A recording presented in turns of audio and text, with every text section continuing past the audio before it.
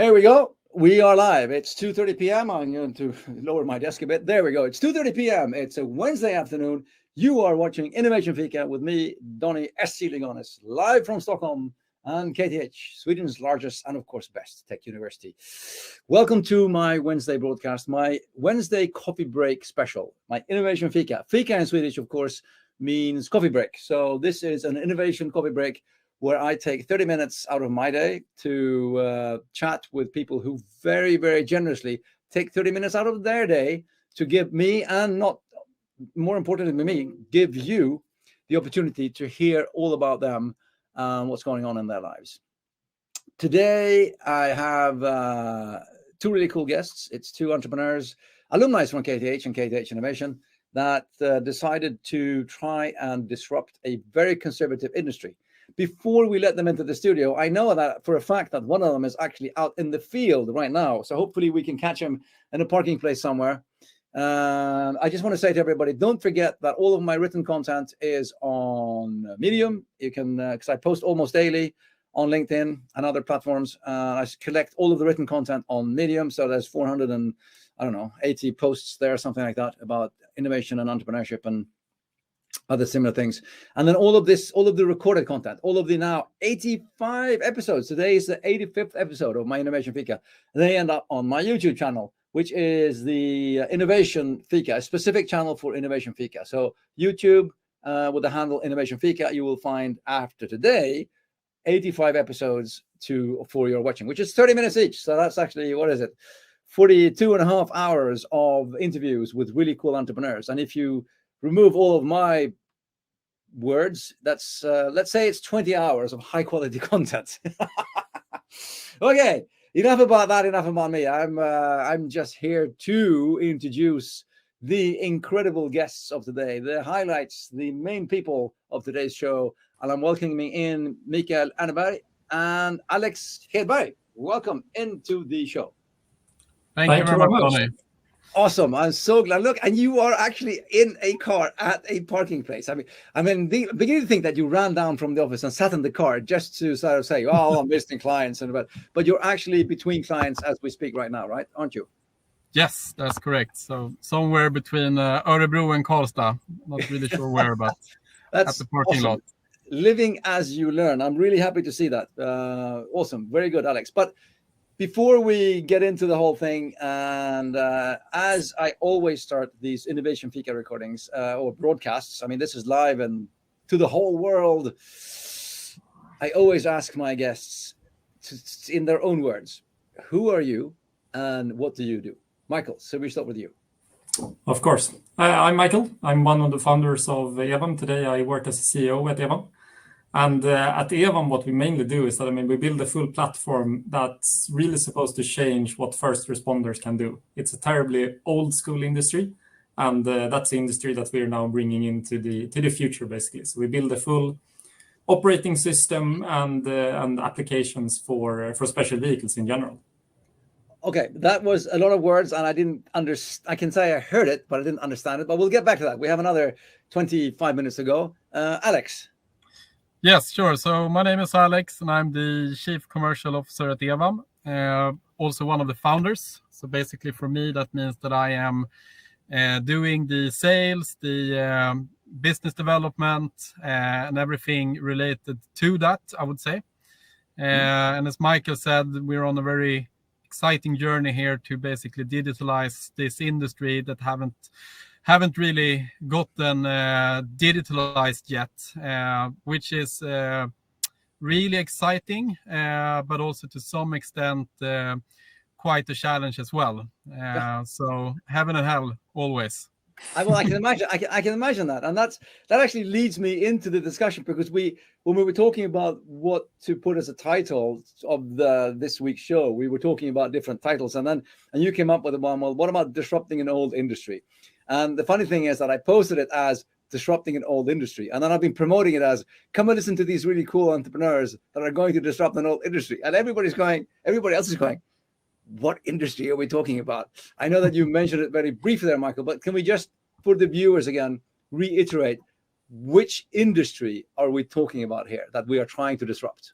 Exactly. So we work with I mean, we call them special vehicles, but in generally what we're speaking about in everyday terms is police cars, ambulances, fire trucks, etc. So like in Sweden you say blåljus. Exactly. Yeah. Blue light cars. Okay. Police, ambulance, fire trucks, and so. Exactly, and the whole of their organizations. Okay.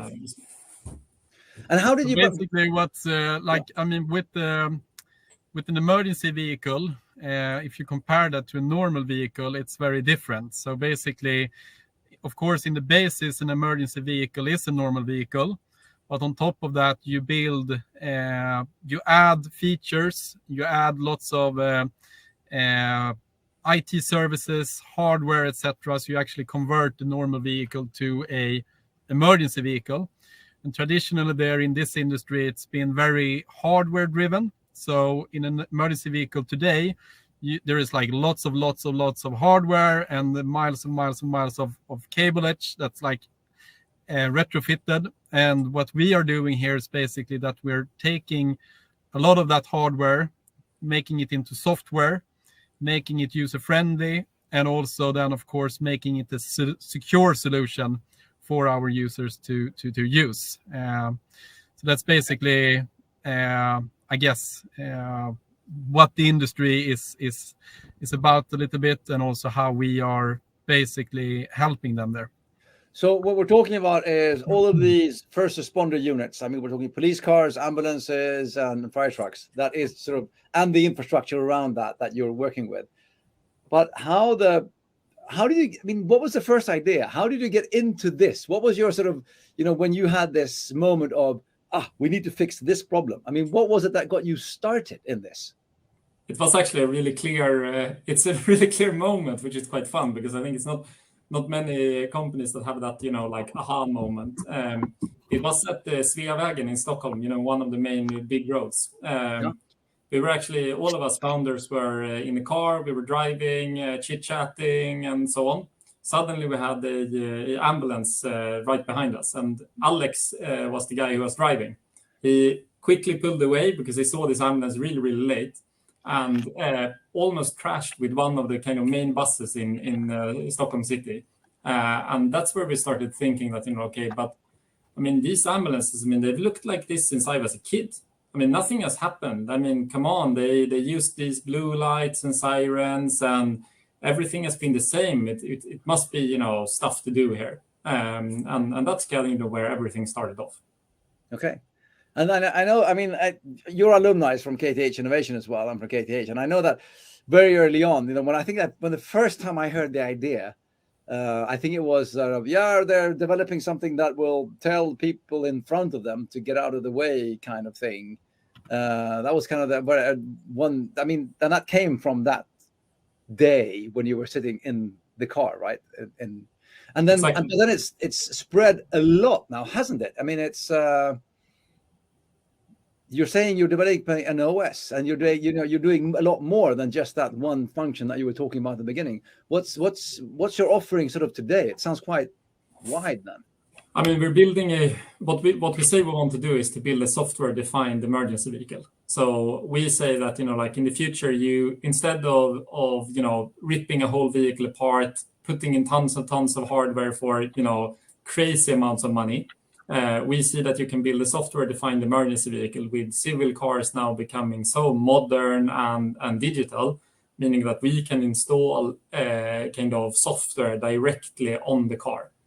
So how we see it is that, you should be able to take the standard Volvo, and you should be able to make a software upgrade and paint it, and then you have a emergency vehicle. Of course. That's kind of where we are heading now. So today, what we build today, for example, in Sweden, I think now we're hosting like a little bit more than 20% of the firefighters in Sweden. And for them, we're running the full kind of navigation. We're running case management. So when you call SOS alarm, for example, in Sweden, we handle the case from there and make sure that the fire truck arrives.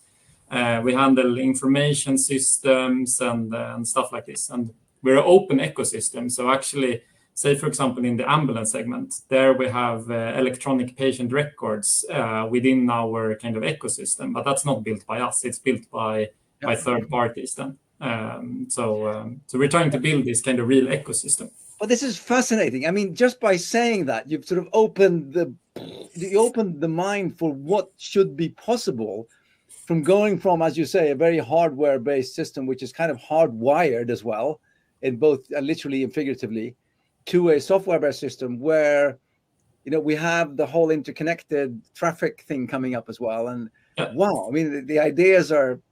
I mean, I think just to, as a small example, I mean, there's except emergency vehicles in Sweden and the ones that are equipped by us at EVAM, there is not a single emergency vehicle that actually has, first of all, maps that are up to date. I mean, they're updating with a bloody USB stick, and they need to go around that and do it maybe, you know, every third year. And with how infrastructure is building out, of course, they don't find a way. And this is, you know, super critical for them when it comes to cases and emergencies and stuff like this. And on the other side, you know, like it was just now a couple of weeks ago, like one of the main roads into Stockholm City was shut due to environmental campaigns and stuff like this, just outside of the big hospital. Not a single ambulance knew about it. But I mean, I was out and driving the same day, and I knew about it. Because, you know, we have live traffic data, which we route our emergency vehicles with and so, but this is not the case anywhere. So, I mean, you and I, when we go to work and we're kind of late for a meeting, I mean, we have much better tools than what the, you know, ambulance in you know, any country has. And this kind of, it makes me a little bit angry every single day. We need you. And okay, so that now we're getting into this, but this is so obvious, and of course we should be doing this and everything. But actually, Tom, we have lots of viewers as usual, and we always take viewer questions. So that's why we do the live Q&A here, because the live sessions, because we want interaction. Tom here, who happens to be a colleague of mine, I think you know Tom very well. What's the most challenging? And that is actually the question I was going to ask as well. When you're what, 2 students or ex-students, and then you say, let's take on the first responder business. I mean, what was the challenges that you sort of had to work with then to even get into the point where they started listening to you? It's a good question. What would you say, Alex? Yeah, it's a really good question. I think, honestly, I mean, like, at least in Sweden, getting in contact with the customer and presenting your solution and getting their attention, I would say it's quite easy. But I think it's been easy for us because we've been doing our homework, so we know their problems, and therefore we can quite quickly get their attention by basically showing them that we can solve your problems. Then I think the challenging part here is that in this industry, they are used to solutions that never works just out of the box. They are used to having problems in the beginning, and they're used to it being a process of basically developing this solution together with the supplier. For us, I mean, with the competence that we have in our company and how we build products, is basically that this is a more off-the-shelf product that is working from day one, and that we can like just copy-paste on any other customer. And to get our customers to realize that and to basically go all in from day one, I guess that's maybe something that's a little bit challenging. Another thing that I think have been extremely tricky, I mean, I work quite a lot with our kind of product, and I think something that has been really tricky is that our kind of group of users is so wide. I mean, we have everything from, you know, like a 20-year-old, you know, like that is, you know, like well-educated and so on, to a like 65-year-old that has never ever used technology in the whole of their life. And I think for us here to kind of hit right with such a kind of big group of users, I think that has been really, really challenging. I think, you know, like most products, you kind of aim for, you know, like a quite small demography, and that's not the case for us, and we cannot do that. I think that has been a major challenge as well. Have you? I mean, how is the user? Because I mean, I'm guessing here that you've had like kind of a multi-tiered approach, because the the end user, the person in the vehicle, might not be the person that you're presenting it to and selling it to in the first meeting. Have you had any differences in how they've received it? Like they've said, "Oh, I'm never going to use this, never going to work. I've tried this before," kind of thing, and blah blah blah. Technology never works or anything like that. Or have they just been sort of finally? No, I think definitely it has been the case. I think we have, however, turned this a little bit upside down, I would say. I mean, we use our designers a lot in our sales process. And with that, what I say is that, I mean, we send out our UX designers to, our customers, and then we're super clear to the customers that, okay, we don't want to meet any manager. Like, we don't care about the managers. Please let us meet the real users. Let us follow on a case. Let us go with you. Let us spend a day together. And we have had our kind of user designers out in the field like that a lot, and we have it all the time. And I think this kind of builds this up from the kind of user level, which means that when we then come with a product, we are, we have aimed this product really, really well. And we can often, kind of help the manager in the decision. Because as you say, I think, there's this problem that the manager is quite often quite far away from the kind of real business. I think like bee swarming within their organization is really important. So basically that means to try and speak to as many people as possible in different levels, because it's definitely been cases where the manager says no, and then a little bit later it becomes a yes because someone lower in the organization really basically lobbied for this to the manager. I know, and I know we talk a lot about that here as well, is when you're trying to come into the customer's world, finding the ambassadors that can actually, that can be the carriers of your message. And you actually answered Tom's question here. How do you practically do to understand future customer needs? And you actually just, you answered that question very nicely. You were talking, you said, did you say bee swarming, Alex? Yeah, or like, I think bee swarming is more for the sales process. Yeah. But what we're doing is basically that we try to embed the customer contact in all our stages in the contact with the customer. Yeah. So like even in our agreements, in our sales agreements, it's written that we should on a recurrent basis speak to one each other to understand your future needs and what you think is good with the product today and where you see it go in the future. And then of course the user team is working very closely to our existing customers, but not only to our existing customers, also to like prospect customers, as Mikael said there, to try and use them there. But I think the key here is to kind of come down in the organization, like come down on the floor in the organization. I think, like sometimes you kind of need to almost fight to get there. I mean, you think, it would be easy to get access to these, like normal workers, so to say. But I mean, sometimes they are like heavily protected by their managers. And then you kind of need to really fight to get there. And I mean, there have even been cases where, like we have contacted these people privately to be able to come around that and things like this. I mean, I think it's really, really important because, I mean, it's them who use the stuff. And we want to see them using our products in real life. I think that's kind of the key in everything. I think, but the thing is, I hope everybody watching here understands how I mean, this is, you are doing and are doing so many things so very well. I think that another thing that you described to me is that, I mean, you haven't gone there and said, here's a box, put it in that hole there, and then, pay me and I'm out of here, and then good luck. But it's more like sort of, we want to help you develop, and here's a journey us going forward. And we will listen to you, and we will come and we will try and we'll see, and we'll make sure that, and it's very sort of user centric and solution oriented all the way, as I hear you telling me. Fascinating story.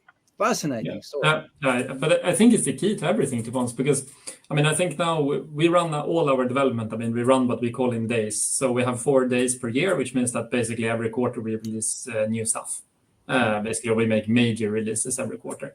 And we never decide what next quarter should include prior to we actually are starting that quarter.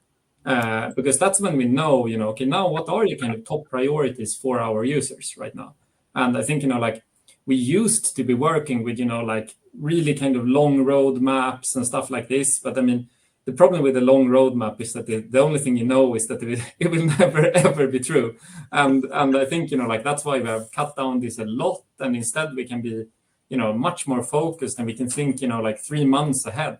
And thinking 3 months ahead and doing that quite accurately is quite easy.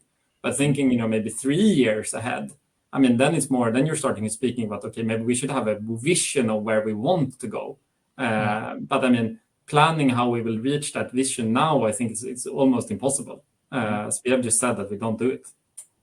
It's also really, really interesting to hear how close to today and them you are in, their everyday development as well. A question here from Ali here as well. Are you targeting other segments beside first responders? There might be other companies working close to first responders that might need digitalization. What do you say to that? I think that's, EVAM, we have basically two different business models, you can say. So it's both that we are selling the applications on our platform, mostly to maybe then end users. But then we also basically, like an app store, a third-party app developer can develop an app on the EVAM platform and basically resell it to our users. They can also use the EVAM platform as a part of their technology solution. Basically, it becomes more an integrated part of their solution. And then by doing so, we are helping other companies in this industry to do the digitalization journey. So I think, that's basically. So excuse the very sort of startup-y expression, but you're sort of kind of developed an app store for first responders, kind of ish. Kind of. Yeah, like an iPhone for first responders. Yeah, an iPhone. Okay, yeah, an iPhone, a With platform, a App super Store. platform. Yeah, Yeah. exactly. Yeah. Okay, thank you. That was a bit of good. I'm looking at the timer. It's 14:54, and this is like, as I said, this is the fastest half an hour in the world, and we cannot leave our viewers without giving them your top 3 tips. I know you have top 3 tips. You've been giving us so many good things all through the talk here. I'll just change the look and feel of this because we need to do the top 3 tips here. And let's see. So we have Mikael and Alex, top 3 tips for aspiring entrepreneurs when you're working with customers, disrupting big industries, or whatever you're trying to fix and change.